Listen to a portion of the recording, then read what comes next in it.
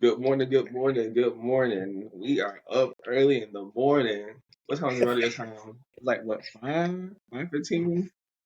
Man, I tell you, over here staying true to the craft, boy. I'm telling you. How you feeling today, brother? Feeling excellent. So I'm gonna introduce my next guest. Forgive me, y'all. It's just a little early in the morning. Me and we was playing catch up like the good old days. So today I have one of my see I need to find my damn microphone stand to actually kind of, I want to actually answer it, but I You lost it. good? But when I hold it, look at. Oh, I didn't mean to say that. Yeah, you did. Yeah, you meant to say it. But yeah. So what was I saying? But actually, it helps out my Yeah, I ADHD. could hear you good. Everything's good on the Okay. side, bro. Okay. But yes, yes, yes. So today I have one of my dearest friends from the great University of North Carolina at Pembroke that we met, of course. But let me introduce y'all to my homeboy, Mr. Milton Gore Jr. He is a Brunswick County / Wilmington native, so he knows his way around the beach. The UCP graduate of 2015. That's 1 year before me. But of course, we go way back to our ACE days and our Saab brother to brother days, where we kind Yes, of helped sir. start launch new initiatives on the campus at that time. Also he is a UNCW graduate class of 2021. Mm-hmm. Yes, 2021. Yes, yes, yes. Higher ed, correct? Yep. Yeah. See, look, my man's all over the place. He is the owner of MG Visual Studios. Yeah. So of course, my brother's always had a skill set in creating art. I remember back in the day when we used to all hang out in his room at Point. We used to always laugh because we were like, "What's taking your old ass to do all this extra stuff?" If you haven't noticed, he also is the creator of the logo that I do have.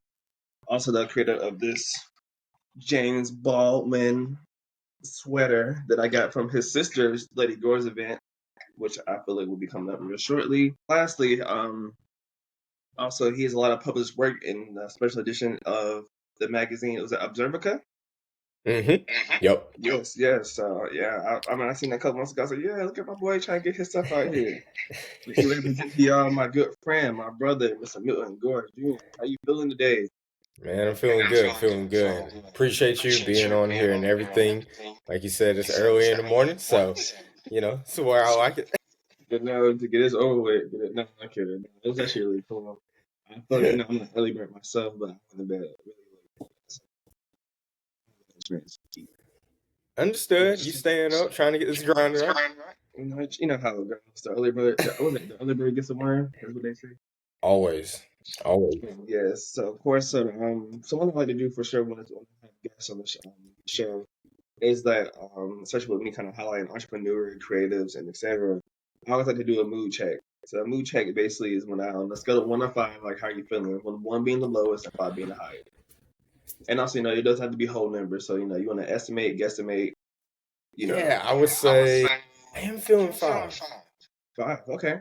Ooh. Yeah, I am feeling 5. I'm feeling great. We have challenges. We have like roller coasters and everything. So you call me at 3 o'clock today, it might be down to a 3, but it might shoot right back up to 5. Look at the van, appreciate all the work we do and everything. But Yeah, but he's at a 5. He's living his life like it's golden. It's golden. trying to, just trying to enhance and make waves. I love that. I don't know, that's something in my head so much. Maybe it's a sign. Maybe it's affirmations. I don't know. That we're about to receive shortly. Oh, you already have some, man. Listen, you're doing the same thing. It's early, but we on 5. We on fire. We are on fire. All right, brother. So let's pick it up too. So another thing I like to do because people always need suggestions of different things. Could you put us on to someone you're listening to, like musically, a TV show you're watching, a book, or even a hobby or some sort like that, or something of that sort? Absolutely, absolutely. Right now, I'm catching up on The Handmaid's Tale. Okay, what is that? Do tell more. That is, how can I even explain this show? It's on Hulu, Okay. and it is about basically, it is written very well. However, what is being written and what is being portrayed in this show is something that is detrimental for women.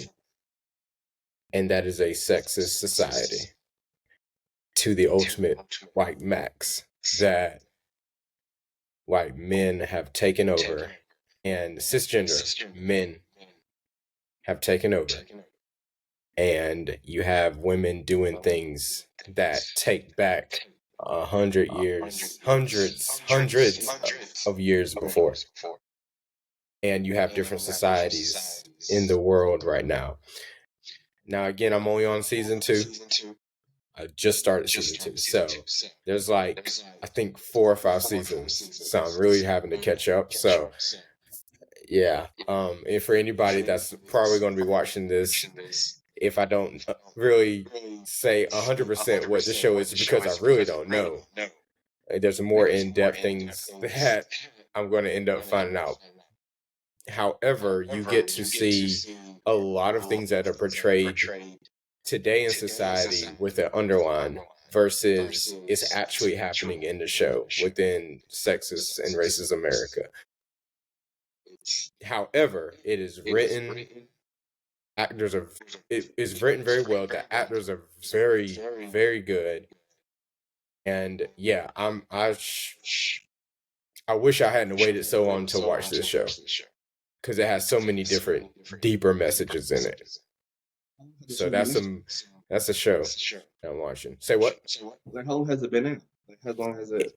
It's been out for a minute because, like I said, I think it's either they're about to come out with another season, which will be season 5 or either season 6. I gotta look back. So it's been going on for a while. So that's what I've been watching. And then as far as a book that I'm reading, gosh, man, I think because I'm a comic geek, so I've been reading some comics here lately. But we love comic. Between World and Magic, I believe it's called, is another book that I'm reading. It's about, of course, it's a fiction book that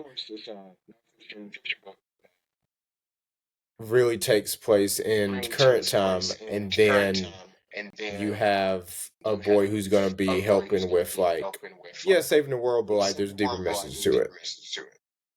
So I think that's a book that comes off the top of my head.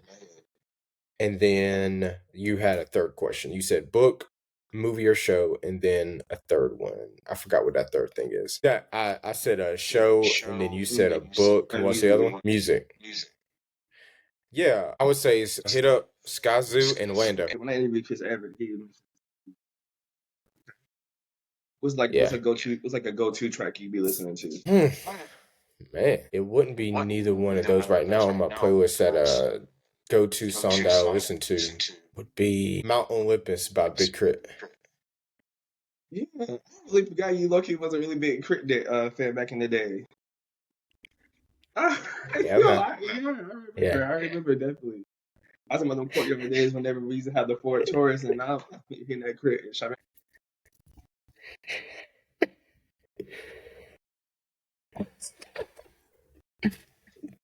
Yeah, actually, I still rock with Crit now when I think about it. Like Crit, he was his own dude, putting off from Meridian, Mississippi. Yeah, most definitely. But yeah, so I'm gonna piggyback to the TV show again, cause it's kind of gonna navigate like kind of the flow of the conversation. Not saying that I think I'm gonna tackle into more of definitely. So no, there's a few viewers who are kind of newer to DEI conversation jargon, say a little bit, also kind of a bit of safe zone coordinating, because I remember that's where I learned this stuff from also. But can you explain what is a cisgender? Absolutely. What cisgender and male and example and stuff too. Sorry. Absolutely. So cisgender, basically straight. So I'm a cisgender black man, I'm a straight black man. A lot of within the show was cisgender white men that really took over in society and made things, like I said, for women hundreds of years back in time. Oh wow. I'm not sure you talking about an episode, the TV show you Yeah. talking about, or today's everyday life now. That's insane. Yes. So yeah, so I guess with that being said, I know that could take it. That was a turn and shift into this next conversation. Of course, I imagine we probably gonna take a page out of your sister's life journal when it comes to DEI and everything. So of course, UNCW has recently been facing major changes with the offices for that support DEI efforts, especially like the Upperman Center, Center Smart, and the other centers around. I'm sorry, I didn't want to mispronounce the names of the other centers, not to be offensive or whatever, because we in solidarity, of course. So, Mm-hmm. so how has that transition been for you? Oh, absolutely. I would say that, the position for me, like, it was very hard to see the centers go down to, because you have me right now. I'm working in academics, which is perfectly fine. It was just, again, tough to see it go down to one, because I know that the work that was put behind it before I was there, when I was there as a grad student, and then here, and when I say now, like within the past academic year. Yeah. And so it was tough to see that. And then, like you said, not just my center working previously as the assistant director for the Upperman Center, but also just seeing all the centers and how we cohesively work to put on programming efforts, educational efforts for students. And that's going to look very different now. And so I think that there are some things that a lot of people are saying that could have been done differently, and it could have. It just wasn't, chose that, neither here or there. We're here now, and we're going to make the best of what we can. We're still going to support the center. We're still going to support the students at the end of the day, because we're here for the students. I had a great team there. I have currently a great team now in academics. It's funny, when I was put over in academics, I already knew everyone that was there, because literally my direct supervisor that I work with, I met her in grad school, and she's cool as I don't know what. And so everyone really didn't know what was going to happen until day of, like, when it happened. So it's like, we really have to try to really adjust everything. And so she's doing a great job of working with me, and everything through this process, and she understands, and she's helping me with my new position, as a good supervisor. And I'm checking in on my past supervisor and my past program coordinators to see how they're doing, and helping to support them as well. Going over to the center, and I'm still an advisor for the Black Men's Association, because at the end of the day, we are still here for the students. I love that, definitely. And I think I know to kind of go back to what you just said too. And I know, 'cause, I, was never like, I would say, like a traditional UNCW student at all. I did the grad semester for a little bit, and I was like, I'm gonna come back to this when I get my stuff back together. But of course, the Upper Center has always been a welcome Come home. on back. We're working on it. We're working on it. We're working on it. But no, I mean, I've always appreciated the Upper Center. Like, they've always been nothing but nice and welcoming to me.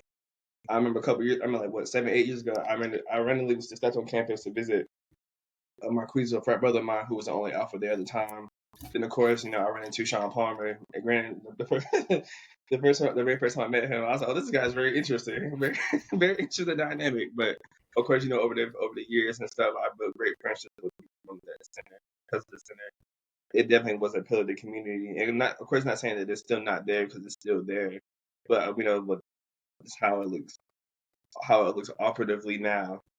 It's just a major, it's a major difference. But of course, the Upper Center always has a special place in my heart, and that's the other centers. So of course, shout out to Ashley Clemens, of course, and Asher over there in the LGBTQIA Center also.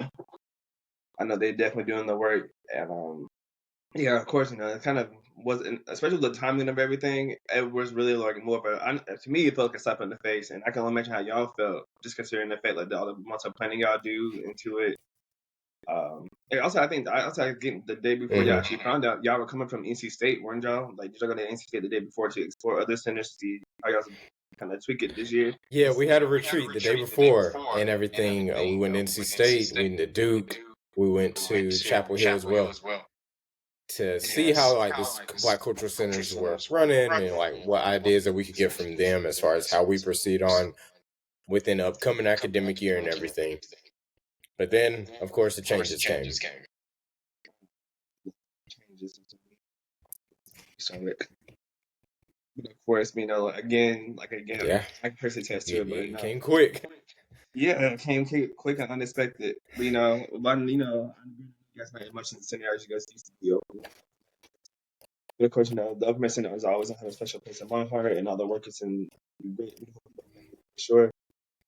But this is to be reminded that voting is important, and we look at it just not so much of the presidential election and the offices and cabinet members, but also like policies and states and everything. So being mindful of that. Mm-hmm. Very much so. Very much so. A lot of higher education runs off of politics. I mean, I learned that through my time in grad school in my program. The professors literally taught us that and how it all connects with politics. Yeah. That's how it was like. Very political. Yeah. Absolutely. One thing I want to go back to is that when you had asked me about cisgender as well, I want to be able to make it clear that yes, it's when you're straight, but also it's when you identify yourself with the sex that you were given at birth, basically, in a nutshell. Now that's that I like that. Because before all this, you were in the Upper Center. Wait, so before the Upper Center, you were at Coastal for a little bit, correct? I was working at housing at Coastal Carolina. Yeah, I'm trying to go back over your journey through higher ed to where you are now. So Coastal housing. Yeah. So thinking about my journey in higher ed, I would say that you had mentioned when I graduated from Pembroke in 2015, I took a 4-year gap out of college, came back in 2019. There's a whole story chapter between 2015 and 2019. Came back 2019, went to grad school. I was an assistant residence coordinator for housing, residence life at UNCW, and my supervisor at the time, Teddy Howe. And we had a great time that whole year. And then at the end of that, like, it was COVID hit. But then I also then switched to the Upperman Center. And so then I was the grad fellow there, working with Manny Lloyd at the time, and Sean Palmer as well, and Dion Reynolds. And so it was the 4 of us. And then I graduated a year later. And that's where we came to, like you said, at Coastal Carolina, working in housing again. And that was a lot. That was a lot, working a full-time position at housing. And then, got a call and I was like, yo, there's like, and saw the post and I was like, yo, the position is posted for assistant director for Upperman. So I'm like, shoot, I'm definitely going to apply. And on top of that, like, LaShawn had already went back to UNCW as it was for fraternity and sorority life. So I'm like, okay, cool. We can go back there, you know what I'm saying, and be in the same location. Plus, on top of that, I'm going back to the UF. And I'm like enhancing and everything and working. So stayed under that for, as you saw, a year and 7 months. And now we come to this present day where all the changes happen. And so now I'm an assistant director under the academic division for strategic enrollment and initiatives. Yeah. Off the record, I'm going to ask you some questions about that. Off the record. Yeah.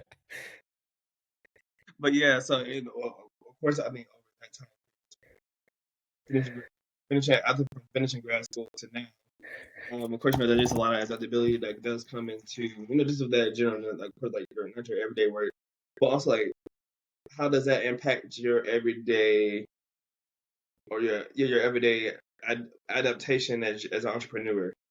Like, what are some things that you learned from your lessons as to being an entrepreneur? Like, how do they translate? Absolutely, yeah. I think for me, when working in the business of doing many facets, whether it was, because there's a couple of fields, so higher education, graphic design, and even the nuclear construction field that I've been in, and working in each of these, and fast food, and working in each of these fields allows me to be able to see the business side of like those industries. Well, you also need to translate that when you're an entrepreneur into the business side for whatever it is that you're trying to do. But also, you also have to learn the nuances and learn the foundations of whatever your field is that you're doing. So I had to learn the field of graphic design and marketing. Yes, as you know, I went to school for it at UNC Pembroke, but there's a lot more business aspects that I had to also learn about, whether it's small or whether it's big.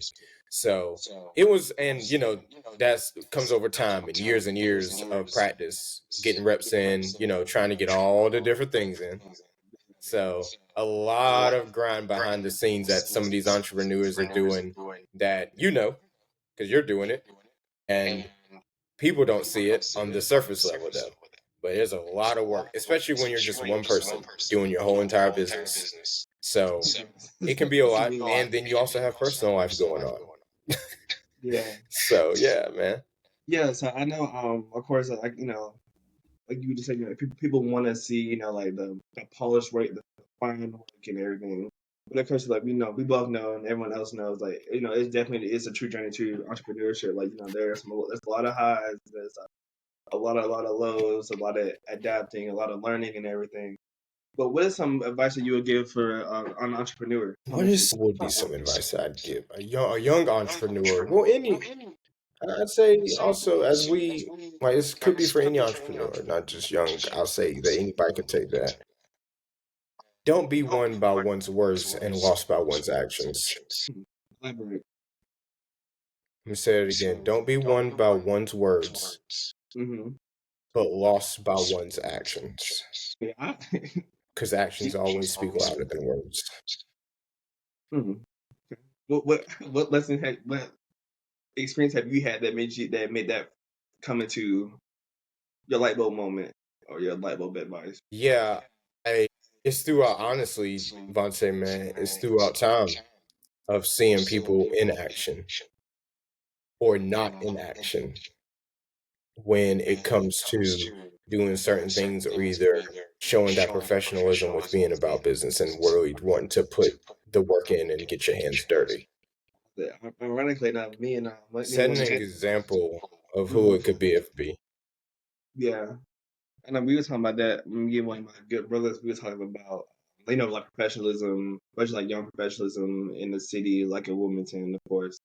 And how I think that quote you just said actually just it definitely hit the nail. It definitely hit the nail on the hit the head on the nail on that one. Definitely, I think people, of course, I'm not not bashing anyone at all, but people have their own way of doing things, and some things are effective for one cause, but sometimes they're not effective for another cause.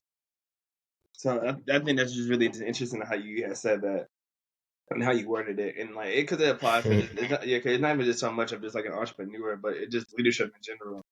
And I think people often forget that leadership is truly like contagious.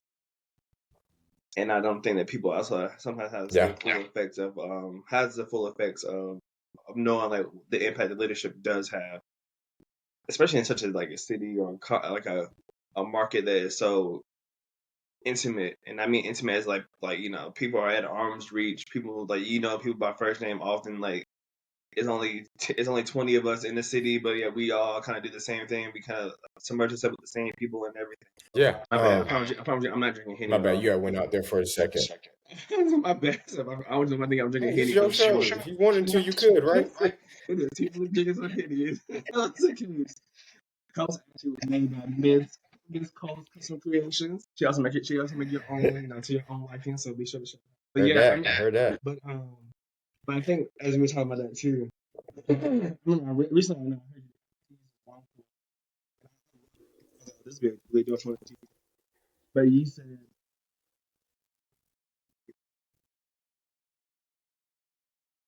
Yeah. Yeah. Don't look for an opportunity, be an opportunity. And it goes deeper than surface level, right? Because always like opportunities can come. Don't get me wrong. Like at the same time. So don't miss a blessing, I always say. yeah, Sometimes I use the word blessing instead of opportunity. So I would say that everyone don't be also just sitting around waiting for something to drop into your lap. Do it. If you wait around for something to drop into your lap, no one won't know what's going on in your head. No one won't know the creativity, the intelligence that you have. in the vision that God gave you until you use a gift that God allowed you to have, but you have to use it. And then with you using it, you're being an opportunity. So I would say that when you're sitting and you're trying to figure out when is the right time, especially to do something, and this I guess does go into the younger part of entrepreneurship, just go ahead and just do it. Just go ahead and just do it. Because there's never such a right time, so to speak, especially when you're trying to make it perfection. There's no things perfect because we're not perfect people. We're human at the end of the day, and that's okay. And part of entrepreneurship is making some mistakes, making some failures, and then getting back up from them, though. Because it's really not even so much of a failure. Argumentatively, if anyone says that it's not a failure, that it's a learning lesson, I couldn't even argue with that, honestly, because a lot of entrepreneurship is about learning. So that's where it's kind of rooted from, that in which I said that. No, that's fine. I know you've probably heard the acronym when people like fail, and fail is like first attempt at learning. Have you ever heard that before? Mm-hmm. I've always Absolutely put back to that, and I think like not talking to your sister sometimes, but we talking about like just doing the little ideas together, like we talking about this, and she was like, "What finally got you up wanting to do this?" And I was like, but also the crazy part is I've been talking about doing this for years, like. I'm talking about this even like maybe like 2 years before the pandemic, 3 years before the pandemic. And I feel like I was kind of using every excuse in the book to be like, oh, I can't do it. I was like, I don't have the time to really do it. I was like, well, I don't have time to do it. And also, I just think just want like just the layout and everything. But I'm kind of glad I got it started. Kind of something really just to do. Because I know, of course, I didn't want to be like other people who like, some shows they like to highlight like messiness and stuff like no, like there's already too much of that going on right here. Why not use it for a platform of like impact? So promote other people's business and everything. Yeah, you are creating your own opportunity right now. Luckily, you're not creating a lot of stress, so that's always good. But that's really good. That's really good. But yeah, so I think I'm gonna get back again to what you were saying about your quote being an opportunity as well, because I know you have your hands in many different.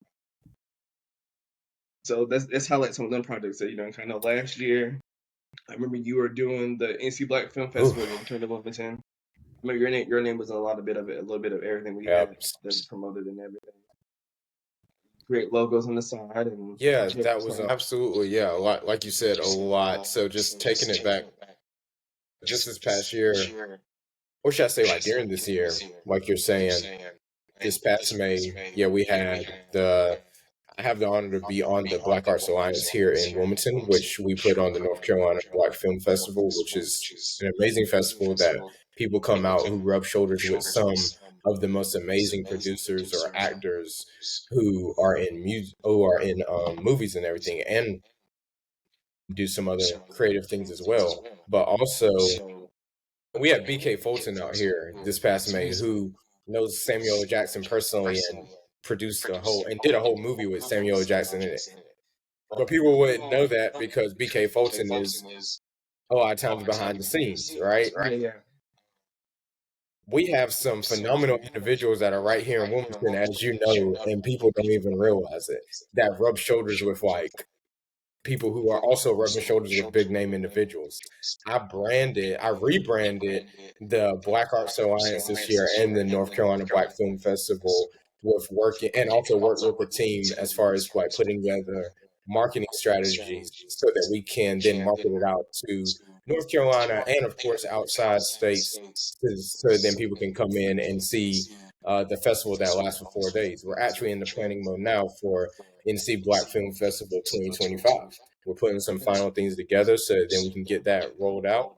But yeah, rebranding that was very exciting, very fun, because I specialize in logo brand designs, like you were saying. So I recreated both of those kind of brands, and did advertisements for it. And I'm doing some marketing this as well for this 2025 year coming up soon, and helping out with the team with doing some marketing and different strategic plans for advertising. So we're excited for it. We can't wait. I can't wait to see what's going to be shown at 2025 as well.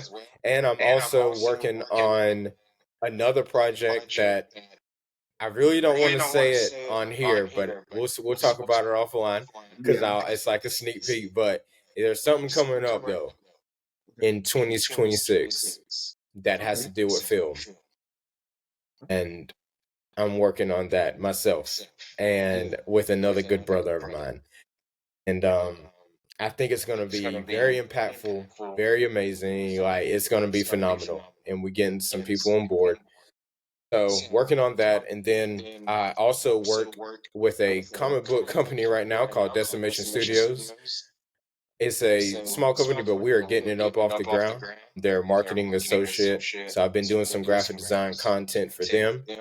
Work, as you know, of course, at UNCW, but also I work in graphic design for a nonprofit organization called To the Smart, which helps students out in the Toledo, Ohio area with like resources and everything. So I'm helping out with getting that marketing out for them.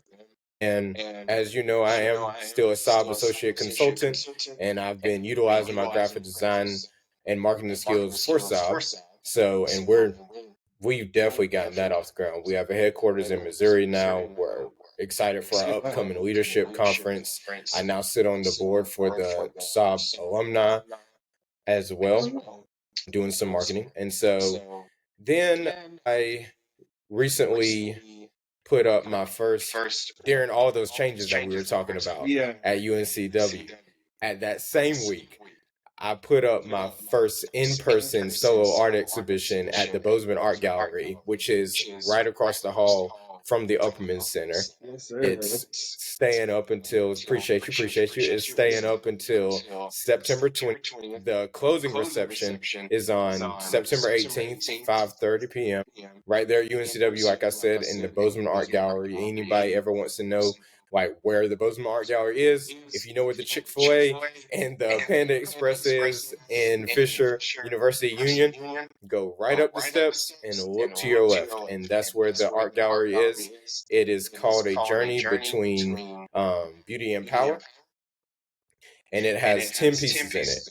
Um, two of the, no, excuse me, one, two, seven of the pieces are involved within two different series, which is the Golden Garden and Of Night and Bloom. Of Night and Bloom is very new. I'm just now releasing it.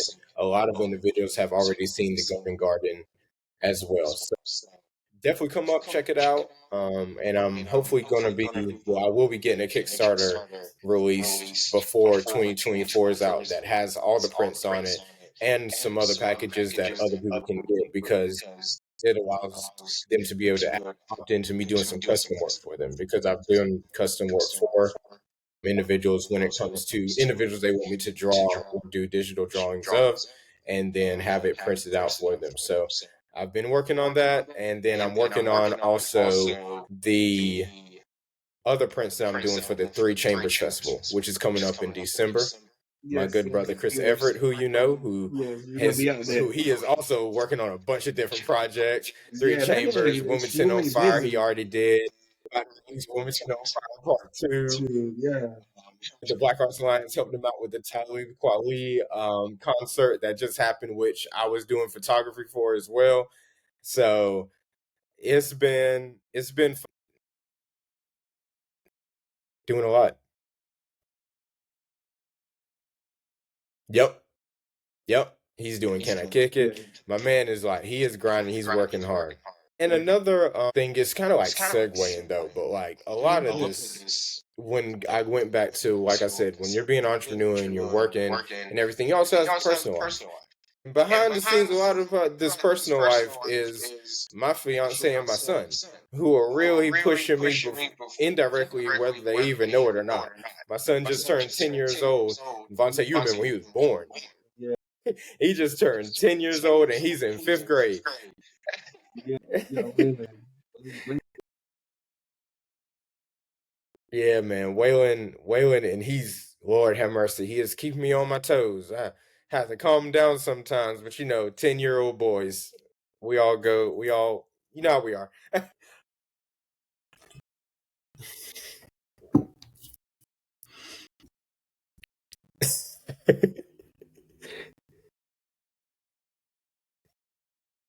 But of course, I know I won't have the time too much.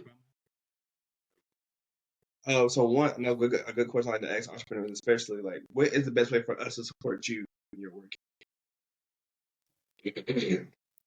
Yeah, I want you all to support me, and I want to support you. Come out to the gallery, repost my stuff, share, like it, tell people about our businesses, right? I'm gonna be telling people about PMOV. I'm gonna be telling people to go buy your merch. At the end of the day, that's what I want people to do for us creatives in general. Yeah. Come out and support, and then follow me on Instagram, follow me on TikTok. MG Visual Studios on Instagram. Also got another one on Instagram called mgvs digital art, and then on TikTok, you just type in MG Visual Studios. Also, 'cause what do you normally post your online exhibits at? Yeah, so online exhibits, same. Oh, this one is called.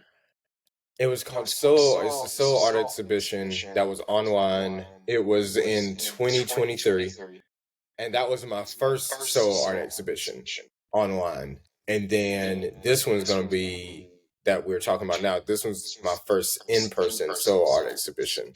So I really just try to push it really on social media. That's how I push. Yeah, for sure. Yeah. When individuals sign up for the Kickstarter that's coming out here soon before 2024 is over, I'll add y'all to a mailing list, and then y'all can get all the exclusives. We have a lot more. We have a lot more projects we need to work on together, my dear brother. So we're gonna make it happen for sure. But like my brother said, be sure to follow him on Instagram. I know you're on LinkedIn also. Follow the. Yep, I'm on LinkedIn and Facebook. Do you have a link tree? I don't. All I got is a bunch of links that you click on. I need to get the link tree up there. Yeah, definitely. All this great work and all this great opportunity at your disposal. And like my brother said, y'all, do be great. Of course. But my brother did mention seriously, said, don't look at the opportunity, be the opportunity. And that's one thing that, we definitely need. Absolutely. In this culture, especially. But once again, brother, I ain't gonna hold you up too long because I know we have we need to get some rest before we start to do everything else that we had planned to do today. But brother, I appreciate you for being on the show. Absolutely. I appreciate for all you do. And I know we'll talk a little bit more off the record and everything. But anyway, y'all enjoy this great, beautiful Thursday. Today is the return of football, so we excited. Go Bears. We went to at least the playoffs this year. So you know how with my sports team. You know how. So here's our great football season and everything. And you got any good words for the good people before you hop off? Yeah, I mean, I don't. The only thing I have is don't overthink. Be great. And just, like I said, just do it, man. Just get yourself out there and do it. At the end of the day, know that you're phenomenal and know that you have completed a lot of milestones that you can sit back and just look at. And a lot of times, don't take the small milestones that you have completed. Don't take it for light. You won. Yeah, that you won. All right, brother. Well, thank you for hopping on today. Y'all be blessed. More episodes are up and coming. I'll give it a second.